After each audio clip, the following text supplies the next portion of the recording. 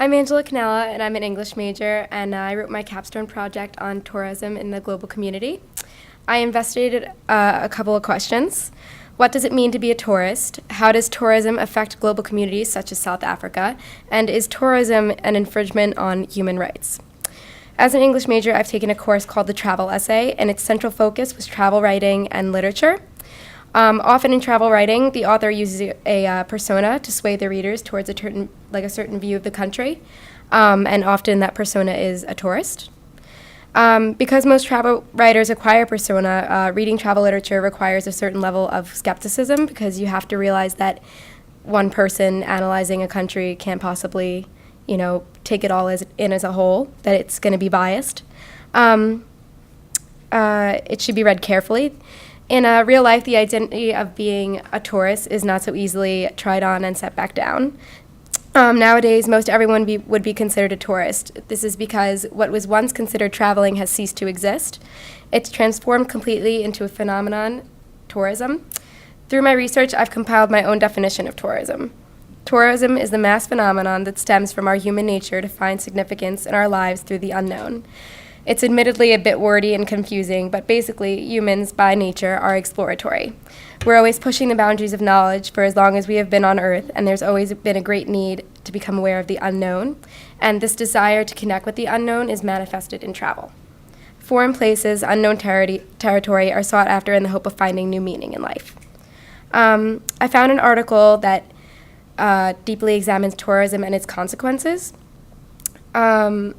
It says that the phenomenon of tourism occurred because the original concept of travel has been industrialized, that tourism has become a prosperous industry, that Western cities are swarming with travel agencies, advertisements, and brochures selling tourism like products in supermarkets.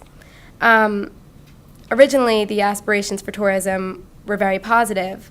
It was believed that tourism was beneficial to the host country and the visitors. Unfortunately, this is not the truth of tourism, the whole truth of tourism. Tourism often does not benefit the majority of people. Sometimes it can exploit the people, it can pollute the environment, it can destroy the ecosystem and disrupt the culture. The truth is that tourism prevalent in countries such as South Africa can do more harm than good. In South Africa, there's a term called leakage. It means that much of the financial benefit of tourism leaks out of the host country and goes to big businesses.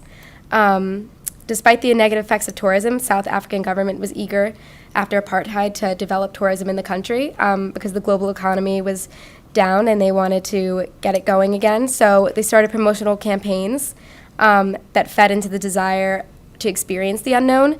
Tourists were promised oceans and landscapes, exotic people and animals, with the risky magnetism of unexplored land and different from anywhere else. There's also this concept called staged authenticity. It exposes the shallowness of cultural experience embraced by tourists. For example, in the late 90s, there was a project in South Africa created for tourists, which meant to implement South Africa's history and heritage and everyday life. This project was started on the basis of sustaining local cultures. But with these kind of experiences, culture and history of a country can become themed and not really understood.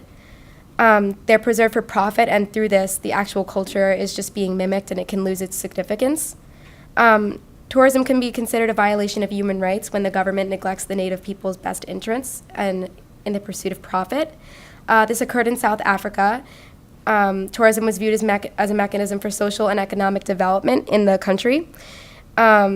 It was with this effort in mind that South African government unlawfully enforced the removal of African communities for the setup of national parks and game reserves. Although tourism may not directly violate the Universal Declaration of Human Rights, it can destroy the livelihoods of some local people, which is what the Universal Declaration of Human Rights aims to prevent. Another issue that tourism has spawned is poverty tourism, which is tours into townships such as the ones in South Africa, and it's a violation of Article 5 of the Universal Declaration of Human Rights, which protects people against degrading treatment.